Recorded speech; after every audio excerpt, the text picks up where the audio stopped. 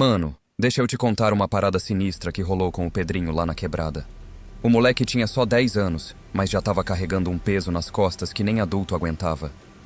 Tudo começou quando a mãe dele, a Dona Maria, sumiu do nada. Num dia ela tava lá, fazendo o rango pro moleque. No outro, puf, desapareceu que nem fumaça. O Pedrinho ficou na responsa do tio, o Candinho.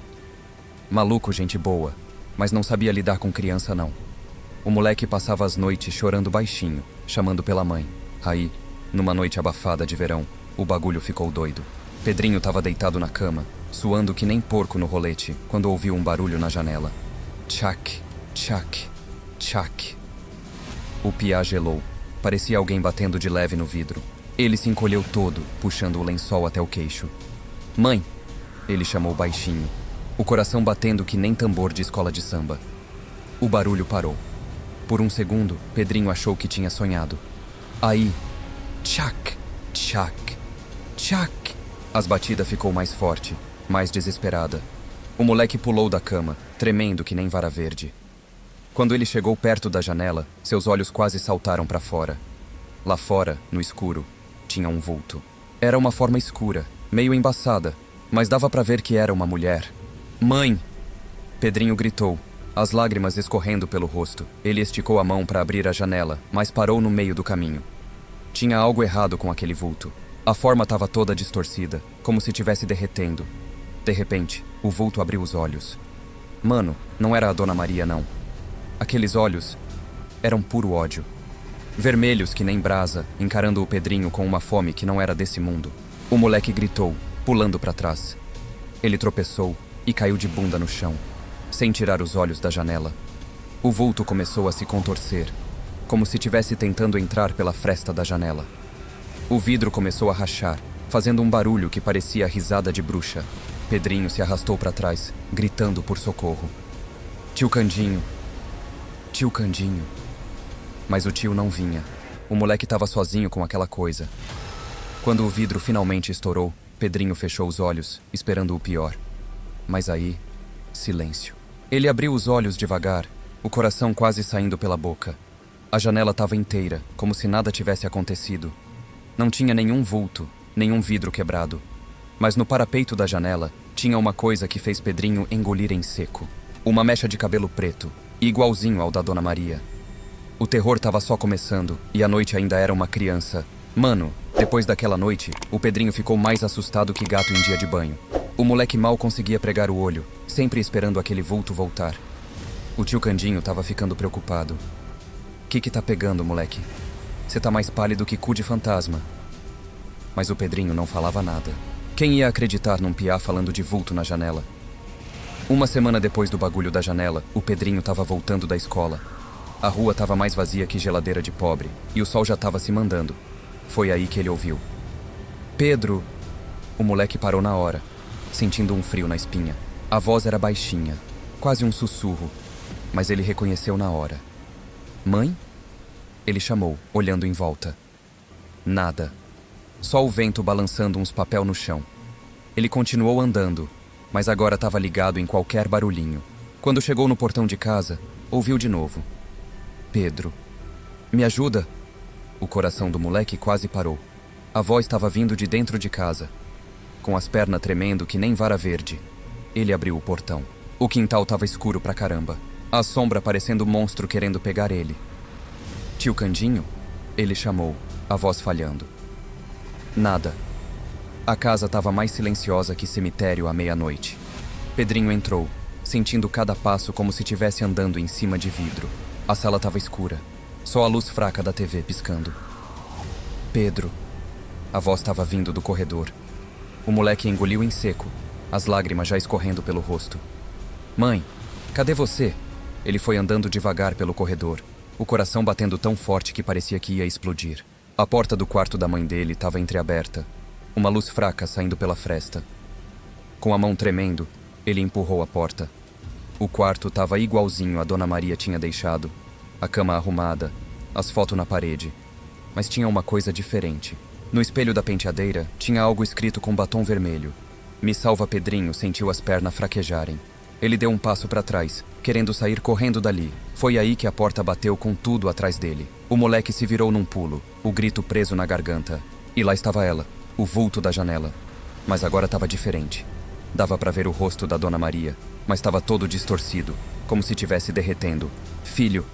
A voz saiu rouca, como se estivesse saindo debaixo d'água. Pedrinho não conseguia se mexer.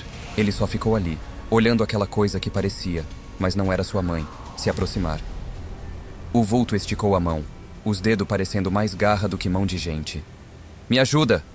Foi aí que o Pedrinho ouviu a voz do tio Candinho gritando lá de fora. Pedrinho!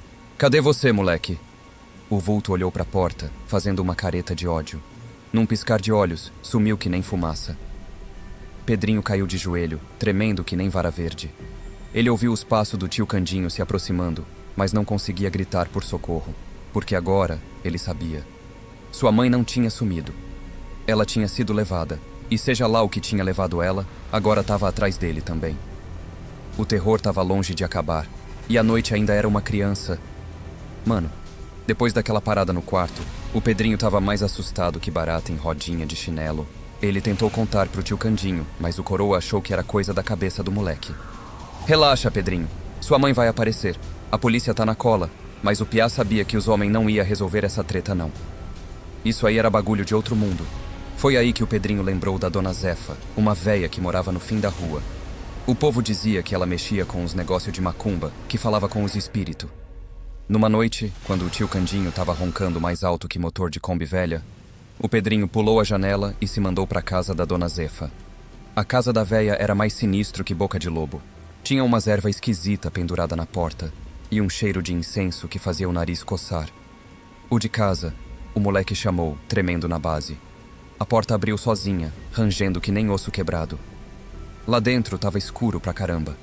Só umas velas acesas. Entra, moleque! Uma voz rouca chamou lá de dentro. Eu tava te esperando. O Pedrinho entrou devagar, sentindo o coração quase pular pela boca. A Dona Zefa estava sentada numa cadeira de balanço, fumando um cachimbo. Sei por que você veio, menino, ela falou, soltando uma baforada. Sua mãe tá presa. O Pedrinho arregalou os olhos. A senhora sabe onde ela tá? A véia fez uma cara séria. Tá no mundo da sombra, moleque. Um lugar ruim, cheio de coisa que não é desse mundo. Ela pegou um saquinho de pó e jogou nas velas. O fogo ficou verde, e o Pedrinho viu umas imagens aparecendo na parede. Era a Dona Maria, presa numa espécie de teia preta, gritando sem fazer barulho. Tem como salvar ela? O moleque perguntou, as lágrimas escorrendo. A Dona Zefa fez que sim com a cabeça. Tem, mas é perigoso pra caramba. Você tem que ir até a encruzilhada da Rua dos Eucalipto à meia-noite. Leva essa fita vermelha da sua mãe e esse giz. O Pedrinho pegou as coisas, sentindo um frio na barriga. Chegando lá, faz um círculo no chão e fica dentro dele. Não sai por nada nesse mundo, entendeu? Aí você chama por ela 3 vezes. O moleque engoliu em seco. E depois, a véia olhou bem nos olhos dele. Depois, você vai ter que ser forte, moleque. Porque o que vai aparecer não é só sua mãe, não. Naquela noite, faltando 5 para meia-noite, o Pedrinho estava parado na encruzilhada. O vento estava frio, uivando que nem cachorro doido. Com a mão tremendo, ele fez o círculo no chão e entrou dentro. Respirou fundo e chamou. Mãe! Mãe! Mãe! Por um segundo, nada aconteceu. Aí o vento parou de repente. Um silêncio pesado caiu sobre tudo. De repente, uma névoa preta começou a se formar na frente dele. Foi crescendo, crescendo, até formar uma figura. Era a Dona Maria, mas não estava sozinha. Atrás dela tinha uma coisa escura, com olho vermelho e dente afiado. Pedro! A voz da mãe dele saiu fraca. Foge, filho! A coisa atrás dela riu, um som que gelou o sangue do Pedrinho. Tarde demais, moleque. A voz da coisa era que nem 1000 cobras silvando junto. Agora cê é nosso também. O bicho esticou as garras para fora do círculo, tentando pegar o Pedrinho, mas não conseguia passar. O moleque, tremendo mais que vara verde, lembrou do que a Dona Zefa falou. Ele pegou a fita vermelha e amarrou no pulso. Mãe! Ele gritou, esticando a mão. Pega a fita! A Dona Maria, com um esforço que parecia sobre-humano, esticou o braço. Seus dedos quase tocaram a fita. A coisa urrou de raiva, tentando puxar ela de volta. Mas era tarde demais. Os dedos da Dona Maria agarraram a fita. Uma luz forte brilhou, cegando todo mundo por um segundo. Quando o Pedrinho abriu os olhos de novo, a mãe dele estava caída no chão do lado dele, dentro do círculo. A coisa estava lá fora, urrando de ódio. Acabou não, moleque, o bicho rosnou. Um dia esse círculo vai sumir. E aí? Mas antes que ele terminasse, o sol começou a nascer. A coisa soltou um grito de dor e sumiu que nem fumaça. O Pedrinho abraçou a mãe, chorando de alegria. Eles tinham conseguido. Mas ele sabia que aquilo não era o fim, porque enquanto tiver escuridão no mundo, sempre vai ter coisa ruim querendo pegar a gente. Mas pelo menos agora, ele não estava mais sozinho nessa guerra. O terror tinha acabado. Por enquanto. Mas a vida... Mano, a vida tava só começando. Mano, deixa eu te contar uma parada sinistra que rolou comigo e meus parça. Tudo começou quando o Alex, aquele maluco, teve a ideia de invadir o Blackwood, um prédio abandonado que era o terror da quebrada. Tô ligado que já tinha feito umas besteiras antes, mas dessa vez o bagulho ia ser louco. Eu, a Sam, o Mike, a Jess e o Tyler, a gente se encontrou no estacionamento na frente do prédio. Tava um clima tenso pra caramba, parecia que o ar tava carregado. A Sam tava toda cagada. Qual é a dessa, Alex? Esse lugar tá me dando uns arrepios sinistro. O Alex só deu aquele sorriso de quem tá aprontando. Relaxa aí, mina. É só um prédio velho. A gente já fez isso antes. Esqueceu? O Mike ficou de butuca na mochila do Alex. Que você tá carregando aí, mano? Umas paradas pra deixar a noite mais interessante? O Alex respondeu todo misterioso. A gente chegou na entrada e, mano, aquela porta parecia a boca do inferno. O Tyler forçou a tranca e quando abriu, saiu um som que arrepiou até o último fio de cabelo. O cheiro que saiu de lá era de revirar o estômago. A Jess quase vomitou. Caralho, que fedor é esse? A gente entrou naquele saguão todo fodido, as lanternas fazendo uma sombra doida nas paredes. Tinha pichação e um símbolo estranho pra todo lado. Bora pro último andar, o Alex mandou. A voz ecoando naquela porra toda. Dizem que dá pra ver a cidade inteira de lá. Conforme a gente ia subindo, o ar ficava mais pesado. No quinto andar, o Tyler parou na seca. Vocês ouviram isso? Todo mundo ficou quieto. Aí veio um som baixo, tipo um gemido, ecoando pelos corredores. Deve ser o vento, o Mike falou. Mas dava pra ver que ele tava se cagando também. Quando a gente chegou no 10º andar, o Alex abriu a mochila. Hora do show, galera. O maluco tirou uma garrafa de corote e um tabuleiro de Ouija. A Sam deu um passo pra trás. Nem fudendo, Alex. Isso não é brincadeira. Qual é, Sam? Não me diz que se acredita nessas merda. O Alex zoou, já arrumando o tabuleiro. A gente sentou em círculo, todo mundo com o cu na mão. O Alex acendeu umas velas, e a sombra nas paredes ficaram mais bizarra ainda. Oh, espírito do Blackwood. O Alex começou, fazendo uma voz de filme de terror. A gente tá aqui pra trocar uma ideia. No começo, não rolou nada. Aí, do nada, aquela parada do tabuleiro começou a se mexer sozinha. M-O-R-T. E pode parar com a graça, Alex. A Jess falou, toda nervosa. Não tem mais graça. Mas o Alex estava branco que nem papel. Não sou eu não, mano. O negócio começou a se mexer mais rápido. S-A-N-G-U, Edu. Nada. Veio um vento gelado e apagou as velas. No escuro, a gente ouviu um som que era tipo uma risada misturada com um grito. Quando o Alex ligou a lanterna de novo, todo mundo gritou. Na parede atrás dele, escrito com um negócio que parecia sangue fresco pra caralho, tava uma palavra, Bem-vindo, Ozali. Mano, eu saquei que o bagulho ia ficar louco. O terror de verdade tava só começando. Mano, quando vi aquela parada na parede, meu coração quase pulou pela boca. A Sam começou a gritar que nem louca. O Mike tava paralisado. E o Tyler já tava correndo pra porta. Calma aí, galera! O Alex gritou, mas dava pra ver que ele tava tremendo também. Deve ser algum vacilão querendo zoar com a gente, mas eu sabia que não era isso. Tinha algo errado pra caralho naquele lugar. A gente tentou abrir a porta, mas estava travada. O Tyler tava quase chorando. Que porra é essa, mano? A gente vai morrer aqui. De repente, ouvimos um barulho vindo do corredor. Parecia passos, mas não era normal, não. Era como se algo tivesse se arrastando, deixando um rastro molhado no chão. Caralho, caralho, caralho. A Jess ficava repetindo, agarrada no braço do Mike. O Alex, Aquele idiota resolveu dar uma de corajoso. Vou ver o que é. Tá maluco? Eu gritei, mas ele já estava indo. A gente ficou lá, no escuro, ouvindo o Alex se afastar. Aí veio um grito que gelou minha alma. Era o Alex, mas não parecia mais humano. A gente tem que ajudar ele. A Sam falou, mas ninguém se mexeu. Os passos voltaram, mais perto agora. A porta se abriu devagar, rangendo. Mano, o que entrou ali não era mais o Alex. Ele estava todo contorcido, os olhos revirando nas órbitas. Sangue escorria da boca dele, e ele fazia uns barulhos que não eram desse mundo. Alex! O Mike chamou, a voz tremendo. O Alex, ou o que quer que fosse aquilo, olhou pra gente e sorriu. Mas não era um sorriso normal. Era cheio de dentes afiados, a boca se abrindo mais do que deveria ser possível. Alex não tá mais aqui. A voz saiu rouca, como se tivesse 1000 pessoas falando ao mesmo tempo. Agora, somos nós. E vocês são os próximos. A Sam começou a rezar. O Tyler estava mijado nas calças e eu não conseguia me mexer.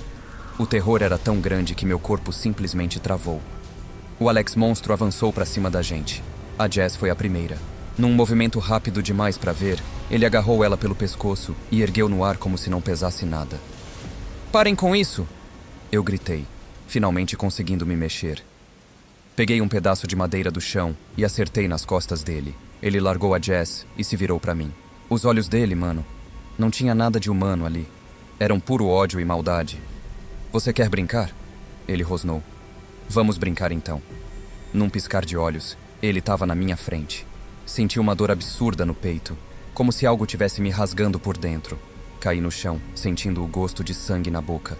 Os outros estavam gritando, correndo. Mas para onde? Não tinha saída daquele inferno. Enquanto eu lutava para respirar, vi o Alex monstro pegando o Mike. Mano, o que ele fez? Não dá nem para descrever. Só sei que os gritos do Mike vão me assombrar pro resto da vida.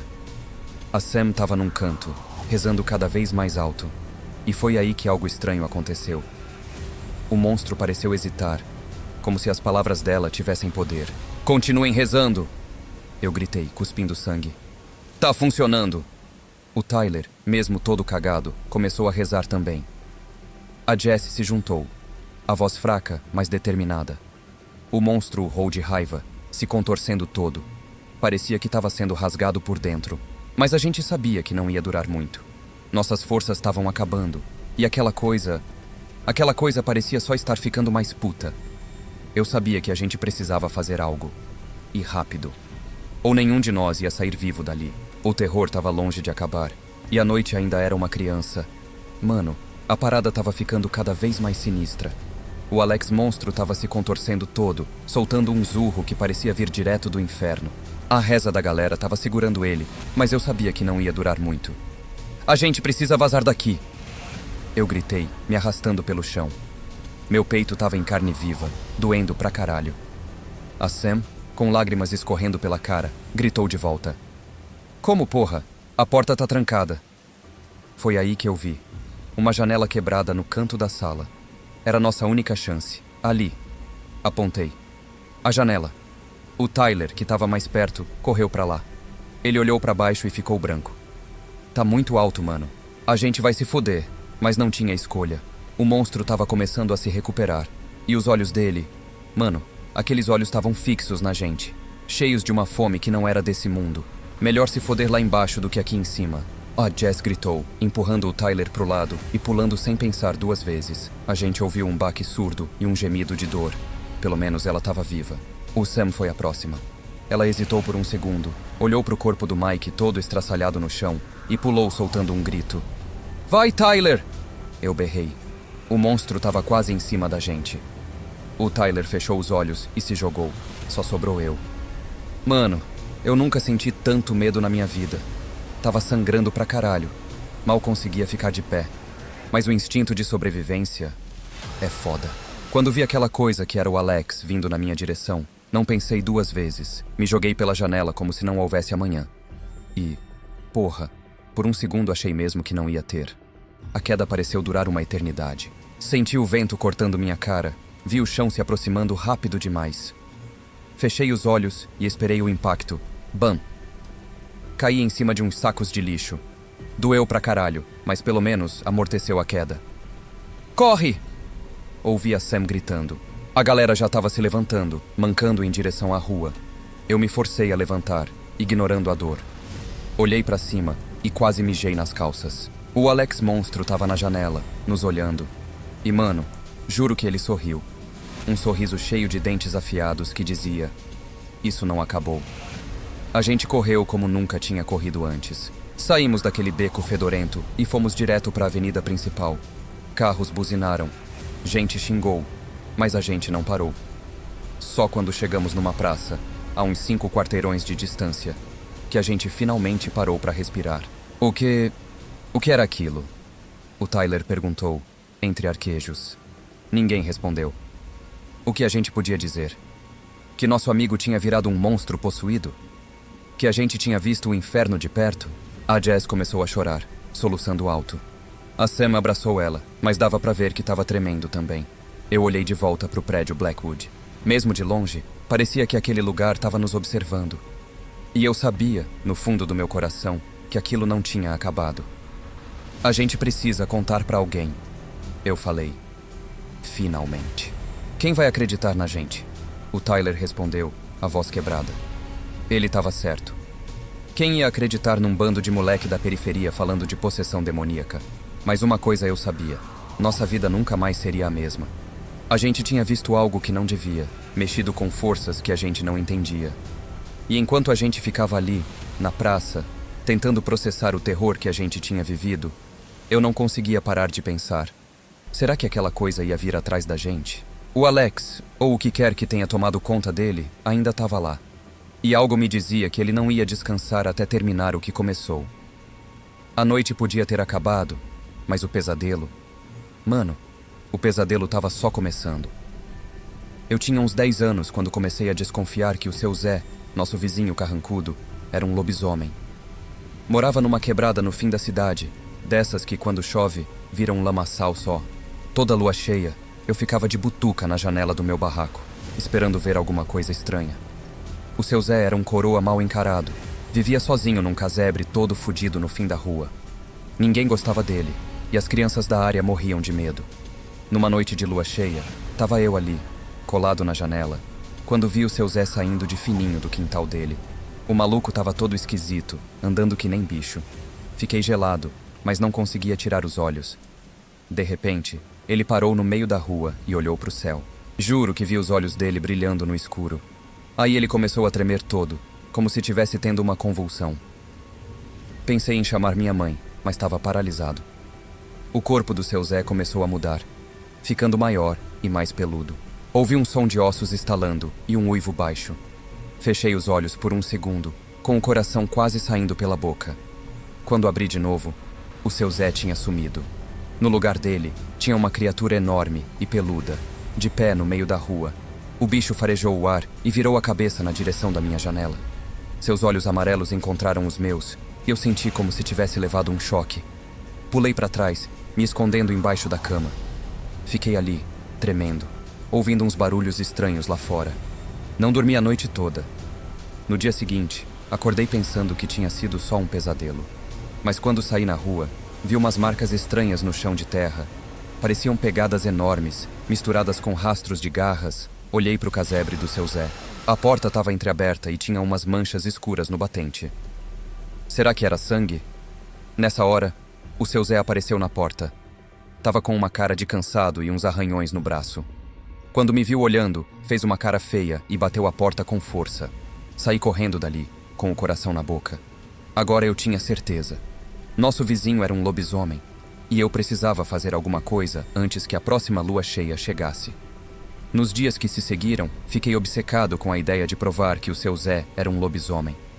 Comecei a fazer umas pesquisas na biblioteca da escola, lendo tudo o que podia sobre essas criaturas. Meus parças da rua, o Neguinho e o Tiquinho, achavam que eu tava viajando. "Cê tá é maluco, moleque", dizia o Neguinho, dando risada. Mas eu sabia o que tinha visto. Uma tarde, convenci os dois a me ajudarem a investigar o seu Zé. A gente tava de campana na esquina, quando o coroa saiu para fazer compras. "Bora invadir o barraco dele", sussurrei. "Tá doido?", respondeu o Tiquinho, assustado, mas acabei convencendo eles. A gente pulou o muro dos fundos e entrou pela janela da cozinha. O cheiro lá dentro era forte, uma mistura de mofo com um negócio que eu não sabia identificar. Fomos direto pro quarto. Tinha umas correntes grossas presas na parede, e o colchão estava todo rasgado, como se alguma coisa tivesse usado garras nele. Caralho, mano, falou o neguinho, impressionado. Num canto, achei uma caixa cheia de ossos. Alguns pareciam ser de animais, mas outros. De repente, ouvimos um barulho na porta da frente. Era o seu Zé voltando. A gente se escondeu no guarda-roupa, mal respirando de medo. O velho entrou no quarto, resmungando algo. Ficou parado bem perto do guarda-roupa, e eu podia jurar que ele estava farejando o ar. Tem cheiro de pivete aqui, ele rosnou. Nessa hora, o Tiquinho não aguentou e espirrou. Foi um corre-corre doido. A gente saiu voando do guarda-roupa, passando pelo seu Zé que tentou nos agarrar. Pulamos a janela e saímos correndo pela rua, o coração quase saindo pela boca. Só paramos quando chegamos na pracinha. Ofegantes. Vocês viram aquilo? Perguntei, ainda tremendo. Os dois acenaram com a cabeça, pálidos de medo. E agora? O que a gente faz? Perguntou o neguinho. Eu não sabia responder. Mas uma coisa era certa. A gente precisava se preparar. A próxima lua cheia estava chegando. E eu tinha certeza que o seu Zé ia atacar alguém. Naquela noite, não consegui dormir direito. Ficava pensando no que tinha visto no barraco do seu Zé. Nas correntes. Nos ossos. E se ele já tivesse matado alguém? Decidi que era hora de contar para os adultos. Mas quem acreditaria num moleque da favela falando de lobisomem? A gente estava por conta própria nessa parada. E o pior, faltava só uma semana para a próxima lua cheia. A semana passou voando. Eu, Neguinho e Tiquinho bolamos um plano para pegar o seu Zé no pulo. A gente juntou umas correntes velhas, um espelho quebrado e até umas balas de prata que o Tiquinho fez derretendo umas moedas. Na noite da lua cheia, a gente estava escondido atrás de uns latões de lixo perto do barraco do seu Zé. O coração batia tão forte que eu achava que ia entregar nossa posição. Lá pelas tantas, a porta do casebre se abriu. O seu Zé saiu, andando todo esquisito. A transformação começou ali mesmo, na nossa frente. Foi sinistro demais ver o corpo dele se contorcendo, crescendo, se cobrindo de pelos. Caralho, mano, sussurrou o neguinho, tremendo. É real mesmo. O lobisomem ergueu o focinho pro céu e soltou um uivo que gelou nossa espinha. Depois farejou o ar e virou a cabeça na nossa direção. Fudeu! Gritei. Corre! A gente saiu desembestado pela rua, o bicho atrás da gente. Eu podia ouvir as garras dele arranhando o asfalto, cada vez mais perto. Seguimos o plano e nos separamos. Eu e Tiquinho fomos para um lado, Neguinho pro outro. O lobisomem hesitou por um segundo, depois veio atrás de mim e Tiquinho. A gente correu até o campinho de futebol. Lá, tinha uma armadilha que a gente preparou. Quando o bicho pisou numa corda escondida, um monte de correntes caiu em cima dele. Por um momento, achei que tinha dado certo, mas o lobisomem era forte demais. Ele se debateu e conseguiu se soltar. E agora? Gritou Tiquinho, apavorado. Não deu tempo de responder. O lobisomem avançou para cima da gente. Num reflexo, ergui o espelho quebrado. O bicho se assustou com a própria imagem e recuou. Aproveitei a chance e joguei as balas de prata nele. Não sei se funcionou, mas o lobisomem uivou de dor. Nessa hora, ouvimos sirenes. Alguém deve ter chamado a polícia, com a barulheira toda. O lobisomem olhou pra gente uma última vez, os olhos brilhando de ódio, e depois sumiu na escuridão. Quando os policiais chegaram, encontraram a gente tremendo, cercados por correntes quebradas e cacos de espelho. Claro que ninguém acreditou na nossa história. Falaram que era imaginação de moleque, que a gente tinha assistido filme demais, mas eu, Neguinho e Tiquinho, a gente sabia a verdade. Na manhã seguinte, o barraco do seu Zé estava vazio. Ele tinha sumido sem deixar rastro. Anos depois, às vezes eu ainda acordo no meio da noite, suando frio, e juro que ouço um uivo distante. Nunca mais duvidei das histórias que o povo conta, porque eu sei que, escondido nas sombras da periferia, tem muito mais mistério do que a gente imagina. E se um dia você ouvir passos estranhos numa noite de lua cheia, cuidado. Pode ser que o lobisomem da quebrada esteja de volta. O rangido da velha caminhonete ecoava pela estrada de terra, marcando nossa chegada à fazenda da avó Celeste. Eu, Marilene, segurava firme o volante, enquanto minha irmã Márcia cochilava no banco do carona. O sol se punha no horizonte, pintando o céu de um vermelho intenso que me dava arrepios. Fazia 5 anos desde nossa última visita. 5 anos desde que o vô Juca morreu naquela mesma fazenda. As lembranças ainda me assombravam. O grito agudo da avó ecoando pelos campos. O cheiro metálico de sangue misturado ao feno. Balancei a cabeça, afastando esses pensamentos. Estávamos aqui para ajudar a avó, não para reviver pesadelos. A fazenda surgiu à nossa frente, uma silhueta escura contra o céu avermelhado. A casa de madeira, antes tão acolhedora, agora parecia torta e ameaçadora. O milharal ao lado ondulava com a brisa, sussurrando segredos que eu não queria ouvir. Estacionei em frente à varanda. O silêncio era quebrado apenas pelo canto distante de um João de barro. Marilene, acorda. Chegamos, eu disse. Minha irmã se espreguiçou, piscando sonolenta. Nossa, que lugar sinistro. Tem certeza que a avó ainda mora aqui? Engoli em seco. Deve ser só a falta de manutenção. Vamos, descemos da caminhonete, nossas botas afundando na lama seca. O ar estava pesado, com um cheiro estranho que não consegui identificar. Subimos os degraus rangentes da varanda. Bati na porta. 1, 2, 3 vezes. Nada. Vó. Celeste? Somos nós. Marilene e Márcia. O silêncio foi quebrado por um baque surdo vindo de dentro da casa, seguido por passos arrastados. A porta se abriu com um gemido. Vó Celeste estava irreconhecível. Seus cabelos, antes grisalhos e bem penteados, agora eram uma massa emaranhada e suja. Sua pele estava pálida, quase translúcida, marcada por manchas escuras que pareciam se mover sob a luz fraca do pôr do sol. Mas foram seus olhos que me fizeram recuar. Aqueles olhos que antes brilhavam com amor, agora estavam opacos, vazios. Como se algo tivesse sugado toda a vida deles. Meninas, ela disse, sua voz um sussurro rouco. Que bom que vieram.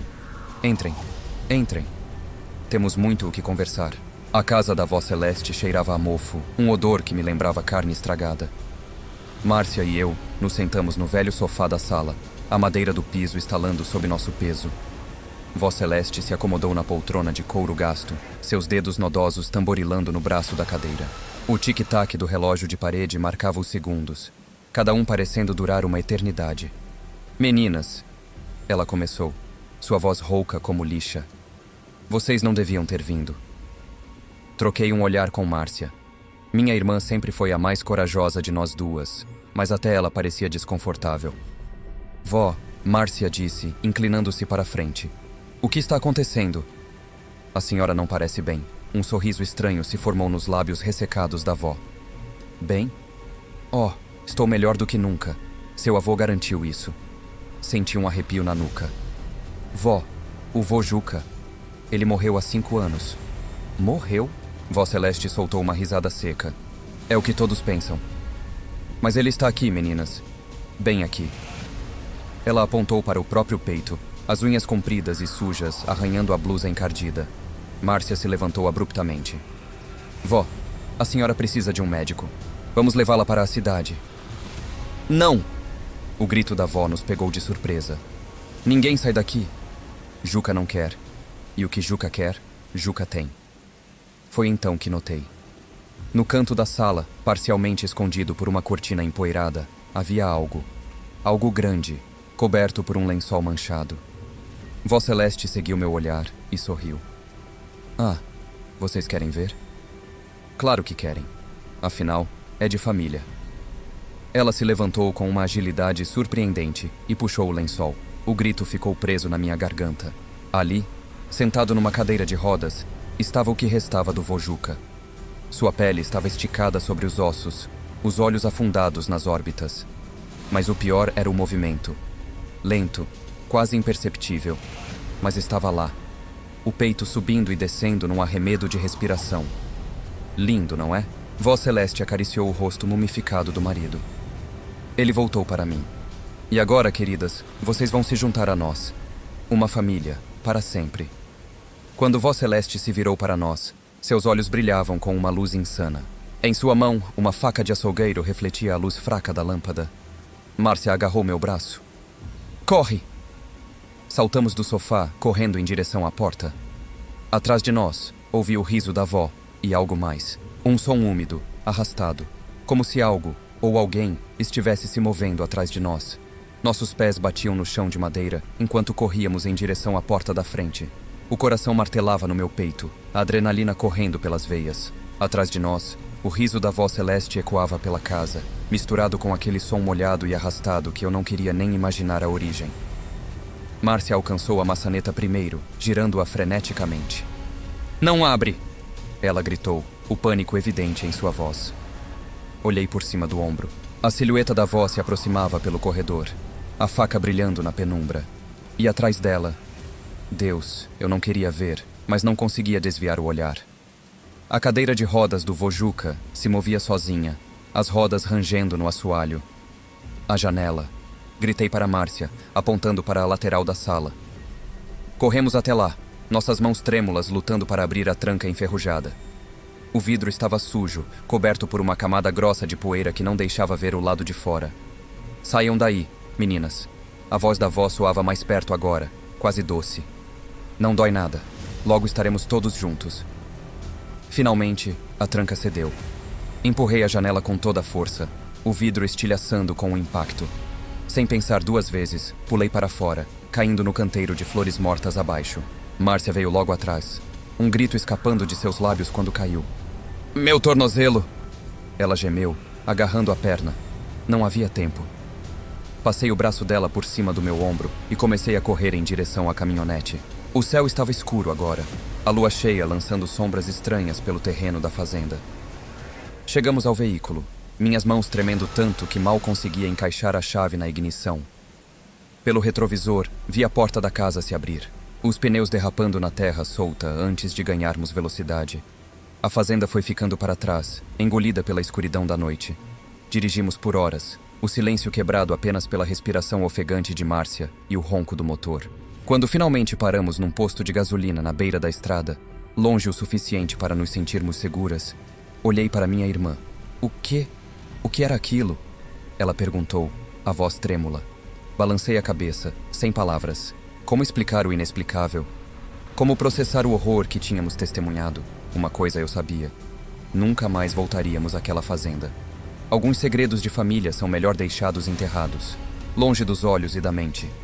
Mas enquanto ligava o carro novamente, pronta para continuar nossa fuga, uma dúvida me assombrava. Será que realmente tínhamos escapado? Ou o que quer que fosse aquela coisa na fazenda? Será que agora fazia parte de nós também? Era uma tarde de domingo quando decidi pegar um atalho pela estrada velha de Millbrook. O sol já começava a se pôr, pintando o céu de laranja e rosa. Eu estava voltando para casa depois de visitar minha irmã em Oakville e queria chegar antes do anoitecer.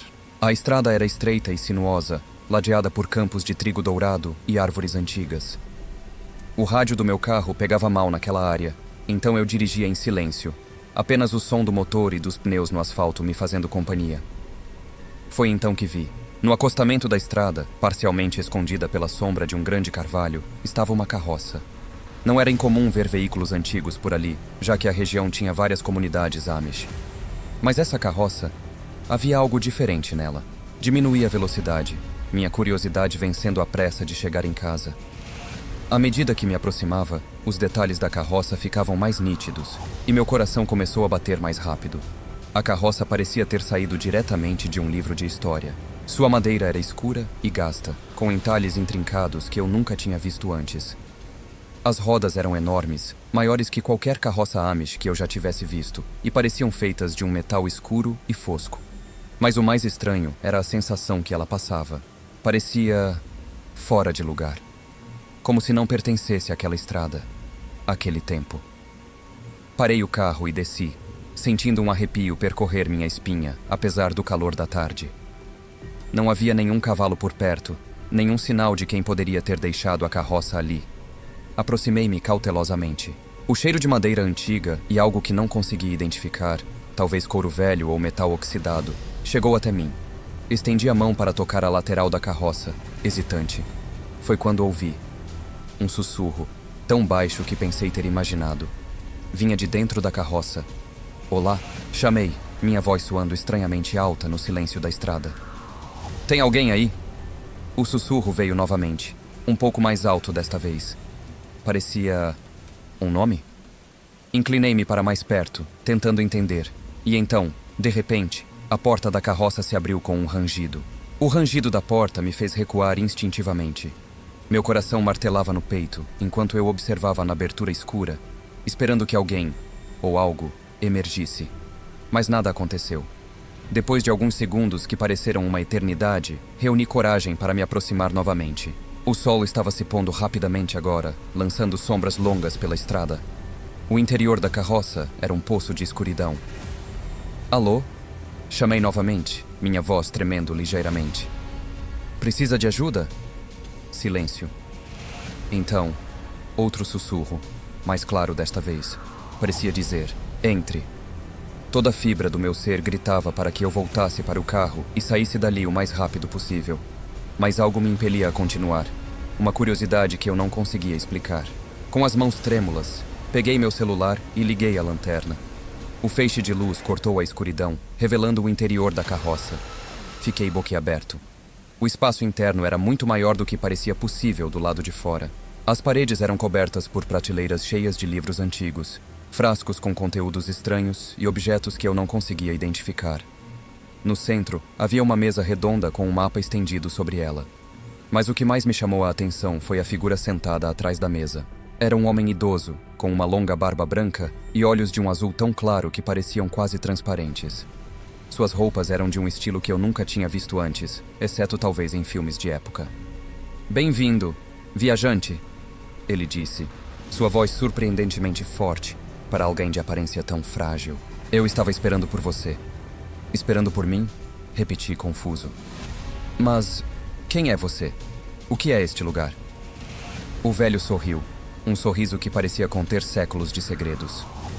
"Meu nome não é importante. O que importa é por que você está aqui." Ele gesticulou para o mapa na mesa. Aproximei-me hesitante, a luz da minha lanterna iluminando o papel amarelado. Não era um mapa comum. Mostrava lugares que eu nunca tinha ouvido falar, e outros que eu conhecia, mas em posições completamente erradas. "Este", disse o velho, apontando para um ponto no mapa, "é onde estamos agora. E este", seu dedo se moveu para outro local, "é para onde você precisa ir." Olhei mais de perto. O local que ele indicava parecia estar fora do mapa? "Eu não entendo", disse, sentindo-me cada vez mais desorientado. "O que isso significa?" O velho se levantou, sua figura parecendo preencher todo o espaço da carroça. "Significa, meu jovem, que sua verdadeira jornada está prestes a começar." Ele estendeu a mão, oferecendo-me um objeto pequeno e brilhante. Parecia uma bússola, mas os símbolos em sua face eram como nada que eu já tivesse visto antes. "A escolha é sua", disse o velho. "Você pode pegar este guia e descobrir o que realmente existe além dos limites do seu mundo. Ou pode sair agora e continuar sua vida como antes. Mas saiba que, se sair, nunca mais encontrará esta carroça novamente." Minha mão pairou sobre a bússola, tremendo ligeiramente. Parte de mim queria fugir dali, voltar para a segurança do meu carro e do mundo que eu conhecia. Mas outra parte, tomei minha decisão e estendi a mão. Meus dedos se fecharam ao redor da bússola. Era surpreendentemente quente ao toque, como se tivesse vida própria. No momento em que a segurei, senti uma vibração percorrer meu corpo, da cabeça aos pés. O velho sorriu, seus olhos brilhando com uma luz que não parecia natural. "Você escolheu sabiamente", ele disse. "Agora, prepare-se." Antes que eu pudesse perguntar para o que deveria me preparar, o mundo ao meu redor começou a girar. As paredes da carroça pareciam se dissolver, os livros e objetos estranhos se fundindo em um turbilhão de cores e formas. Fechei os olhos, sentindo uma vertigem avassaladora. Quando os abri novamente, a carroça havia desaparecido. Eu estava de pé em uma paisagem que desafiava a lógica. O céu acima de mim era de um roxo profundo, pontilhado por estrelas que formavam constelações desconhecidas. O chão sob meus pés parecia feito de cristal, refletindo o céu como um espelho perfeito. Ao longe, montanhas flutuantes pairavam no ar, desafiando a gravidade. Olhei para a bússola em minha mão. A agulha girava loucamente, antes de se fixar em uma direção. Sem outra opção, comecei a caminhar. Conforme avançava, a paisagem mudava constantemente. Florestas de árvores cristalinas brotavam do nada, seus galhos tilintando uma música etérea. Rios de luz fluíam pelo ar, formando cascatas impossíveis. Não sei por quanto tempo caminhei. Poderiam ter sido horas ou dias. O tempo parecia não ter significado neste lugar estranho. Finalmente, cheguei a uma clareira. No centro, havia um portal de pedra antiga, coberto por símbolos que pareciam se mover quando eu não olhava diretamente para eles. A bússola em minha mão vibrou intensamente, sua agulha apontando diretamente para o portal. Foi então que ouvi a voz do velho novamente, ecoando ao meu redor. Você chegou ao seu destino, viajante. Mas lembre-se, cada escolha tem um preço. Se atravessar este portal, não poderá voltar ao seu mundo como o deixou. Está preparado para as consequências? Hesitei. Pensei em minha vida, minha família, tudo o que eu conhecia. Estava realmente pronto para deixar tudo para trás? Mas então pensei na carroça na estrada, no mistério e na maravilha que havia experimentado. Percebi que não poderia voltar à minha vida normal sabendo que existia tudo isso. Com um suspiro profundo, dei um passo em direção ao portal. A bússola em minha mão brilhou intensamente e eu senti uma força me puxando para frente. Enquanto atravessava o limiar, tive um último pensamento. Qualquer que fosse meu destino, seria uma aventura como nenhuma outra. O portal se fechou atrás de mim e eu mergulhei no desconhecido, pronto para enfrentar o que quer que estivesse por vir. Ele estava em casa corrigindo provas quando seu telefone tocou. Atendeu, esperando ouvir um colega ou aluno. "Alô?", disse ele. Não ouviu nada, só um barulho de fundo parecido com estática. "Tem alguém aí?", perguntou de novo. De repente, ouviu uma voz estranha. "Estou observando você, professor. Seu tempo está acabando. A ligação caiu." Jean ficou parado com o telefone na mão. Olhou pela janela, mas a rua estava vazia. Tentou se acalmar e voltou para as provas. Deve ser só uma brincadeira boba, pensou. Meia hora depois, o telefone tocou de novo. Demorou um pouco para atender. "Quem é?", perguntou, tentando parecer firme. A mesma voz estranha falou. "Olhe debaixo da sua porta." Jean desligou o telefone e foi até a porta. Seu coração batia rápido. Se abaixou e viu um envelope branco no chão. Com cuidado, pegou o envelope e abriu. Dentro tinha uma foto sua, tirada naquele mesmo dia na escola. Atrás da foto, uma mensagem feita com letras recortadas de revistas. "O jogo começou, professor. Você tem 48 horas." Jean deixou a foto cair. Correu para trancar a porta e fechar todas as cortinas. Pegou seu celular para ligar para a polícia, mas parou. E se fosse só uma brincadeira? Ele ia parecer bobo. Mas e se fosse verdade? Passou a noite toda acordado, se assustando com qualquer barulho. Quando amanheceu, decidiu que iria à delegacia assim que abrisse. Mas quando saiu de casa, teve outra surpresa. Seu carro estava coberto de papéis amarelos. Em cada um deles, a mesma frase. "Tic-toc. Professor. O tempo está passando." Jean ficou olhando para seu carro, sem saber o que fazer. Seus vizinhos começaram a sair de suas casas, olhando-o com curiosidade. Não queria chamar mais atenção, então começou a tirar os papéis do carro rapidamente. Decidiu ir para a escola como se nada tivesse acontecido. Talvez lá pudesse pensar melhor, rodeado pela normalidade do seu dia a dia. Chegou à escola mais cedo que o normal. A secretária, Dona Greta, o cumprimentou com um sorriso.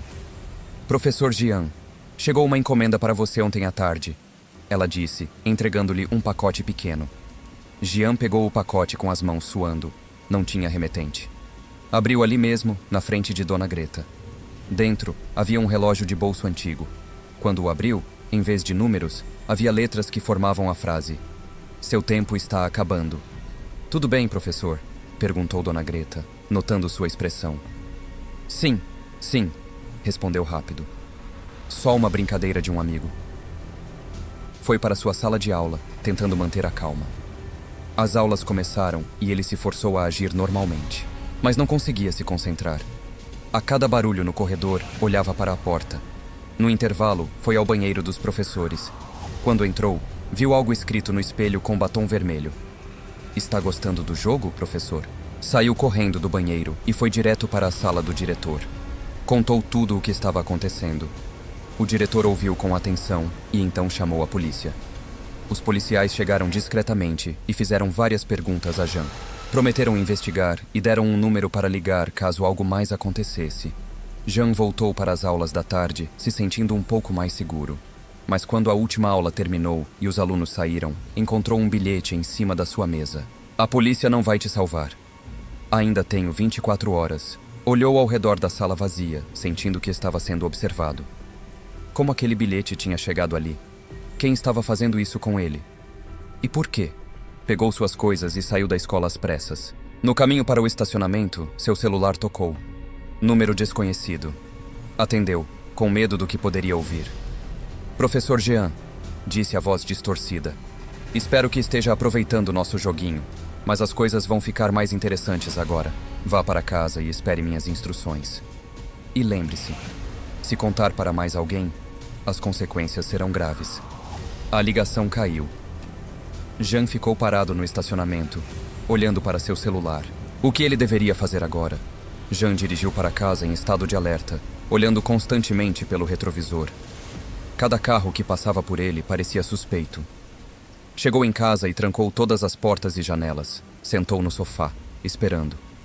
Seu celular estava na sua mão, pronto para ligar para a polícia se necessário. As horas passavam devagar. Às 22h, seu celular vibrou. Uma mensagem de texto. Vá até o porão da escola agora. Venha sozinho ou alguém vai se machucar. O coração de Jean disparou. Ele não queria ir, mas e se o stalker fizesse mal a alguém por sua causa? Pegou suas chaves e saiu. A escola estava escura e silenciosa quando chegou. Usou sua chave para entrar e foi direto para o porão. A cada passo, pensava em dar meia volta e fugir. Quando abriu a porta do porão, a luz se acendeu sozinha. No centro da sala, havia uma cadeira com um laptop aberto em cima. Jean se aproximou devagar. Na tela do laptop, uma mensagem piscava. Sente-se e coloque os fones de ouvido. Professor, obedeceu, com as mãos tremendo. Assim que colocou os fones, ouviu a voz distorcida. Parabéns por chegar até aqui, professor. Agora vamos ver se você aprendeu alguma coisa com esse jogo. De repente, a tela do laptop mudou. Mostrava imagens de câmeras de segurança da escola. Jean viu a si mesmo dando aulas, conversando com alunos nos corredores, indo ao banheiro dos professores.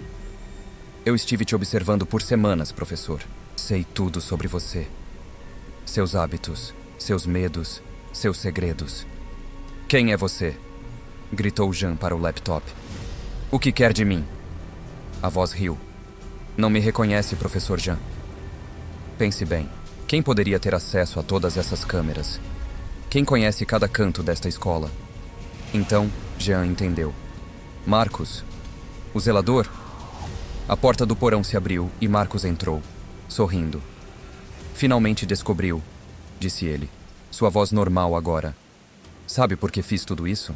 Porque você me ignorou por anos. Passei por você todos os dias. E você nunca me notou. Bem, agora você me notou, não é? Jean ficou sem palavras. Todo esse terror por causa disso? E agora? Perguntou, tentando manter a calma. Marcos riu de novo. Agora? Agora acabou. O jogo terminou. Você aprendeu sua lição? Nesse momento, ouviram sirenes. A polícia estava chegando. Você chamou a polícia? Marcos perguntou, surpreso. Não, respondeu Jean. Mas deixei um bilhete para o diretor, caso eu não voltasse para casa hoje.